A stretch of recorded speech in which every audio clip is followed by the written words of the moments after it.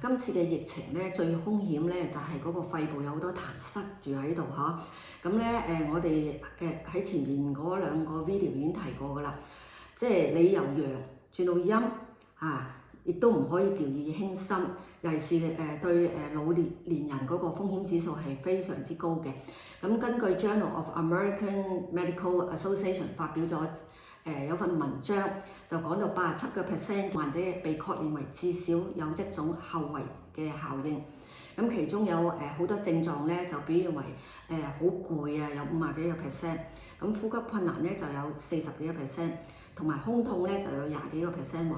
咁我哋作為中醫咧，我哋可以喺個舌底即係唔係話舌面，唔係呢度，係捲起上嚟個舌底度咧，我哋會睇到呢個患者咧係有肺熱定係肺寒，嗰啲痰係白定抑或係黃嘅。咁喺上面嘅圖我哋就會俾你睇啦。嗱，而家睇呢個咧就係有肺熱嘅，咁即係佢咳出嚟嗰啲係黃痰。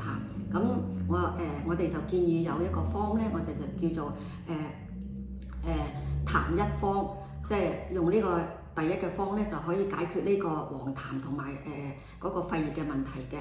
咁再睇下呢2個圖片，咁佢咧就係有個肺就有好多寒痰喺度嘅。咁我哋咧就建議用痰二方。咁痰二方係主要針對呢啲咳出嚟好多白痰呢啲咁嘅情況嘅。咁呢啲我哋都需要時間去慢慢調理。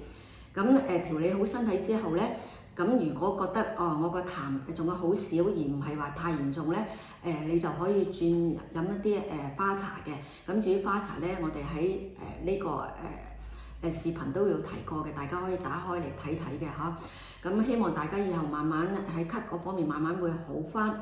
咁希望呢個視頻係有緣人可以睇到啦。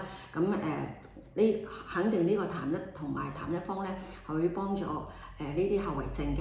好啦，今次係講咁多啦。如果你哋覺得唔係好肯定你呢個係痰熱定係白痰應該用邊個方咧？可以拍條脷，甚至乎可以留言俾我哋，我哋會幫你逐一解決嘅。